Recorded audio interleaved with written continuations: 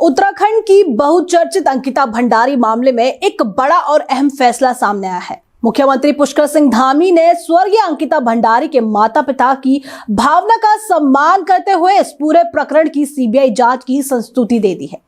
सरकार का कहना है कि न्याय की इस लड़ाई में कोई भी कसर नहीं छोड़ी जाएगी। वहीं मुख्यमंत्री पुष्कर सिंह धामी ने स्पष्ट किया है कि राज्य सरकार का उद्देश्य शुरू से ही निष्पक्ष, पारदर्शी और संवेदनशील तरीके से न्याय सुनिश्चित करना रहा है और आगे भी रहेगा। उन्होंने कहा कि स्वर्गीय अंकिता भंडारी के साथ हुई यह घटना अत्यंत दुखद और हृदय विदारक है। मुख्यमंत्री ने बताया कि जैसे ही इस मामले की जानकारी सरकार को मिली, बिना किसी देरी के पूरी संवेदनशीलता के साथ और निष्पक्षता के साथ कार्रवाई की गई। मामले की गंभीरता को देखते हुए तत्काल एक महिला आईपीएस अधिकारी के नेतृत्व में एसआईटी का गठन किया गया। उन्होंने कहा कि प्रकरण से जुड़े सभी अभियुक्तों को शीघ्र गिरफ्तार किया गया और राज्य सरकार की ओर से प्रभावी व सशक्त पैरवी सुनिश्चित की गई। इसी का नतीजा रहा कि विवेचना और ट्रायल के दौरान किसी भी अभियुक्त को जमानत नहीं मिल सकी। एसआईटी की गहन जांच के बाद आरोपियों के खिलाफ चार्जशीट दाखिल की गई और निचली अदालत में सुनवाई पूरी होने पर अभियुक्तों को आजीवन कारावास की सजा सुनाई गई।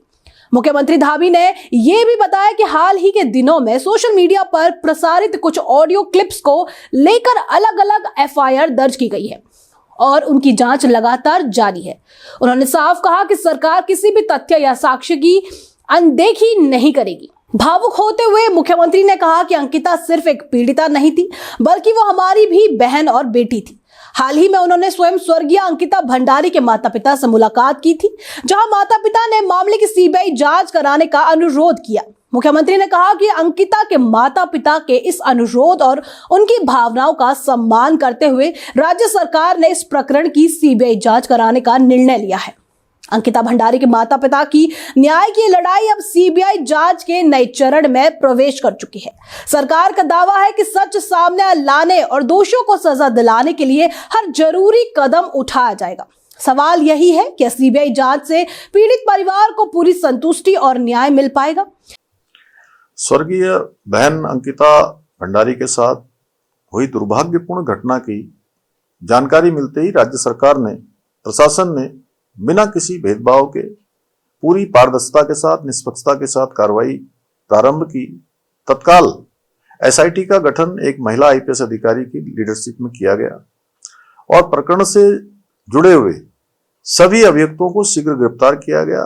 उसकी ठोस पैरवी माननीय न्यायालय में की गई। उसी का परिणाम हुआ कि ट्रायल के दौरान किसी भी अभियुक्त को जमानत नहीं मिली।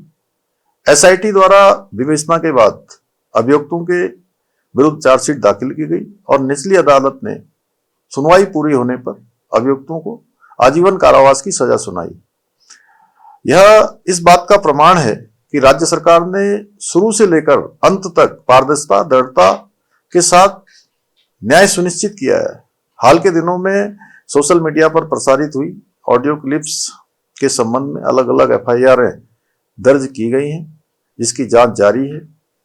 कुछ लोगों ने इस दौरान अपने राजनीतिक उद्देश्यों की पूर्ति के लिए भ्रामक स्थितियां पैदा करने का प्रयास किया है, प्रदेश में भ्रम की स्थिति पैदा करने का काम किया है। ऐसे में सरकार का दायित्व है कि देवतुल्य जनता को इस स्थिति से निकाला जाए, उनकी भावनाओं का सम्मान किया जाए।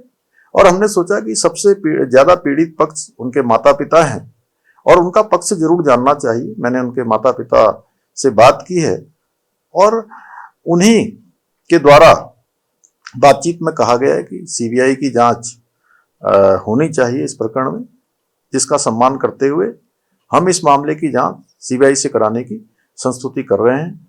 हमने पहले भी न्याय सुनिश्चित किया है और आगे भी पूरी प्रतिबद्धता के साथ, दृढ़ता के साथ हम स्वर्गीय बहन अंकिता को न्याय दिलाने के लिए संकल्पबद्ध हैं और बहन बेटियों की सुरक्षा हमारी सर्वोच्च प्राथमिकता है। उनके विरुद्ध किसी प्रकार का अपराध सहन नहीं किया जाएगा और अपराधियों को ऐसी सजा मिलेगी जो समाज के लिए भी एक नजीर बनेगी। हम इस मामले से जुड़ी हर बड़ी अपडेट आपके लिए लगातार लाते रहेंगे, तो बने रहिए एमटीवी न्यूज के साथ।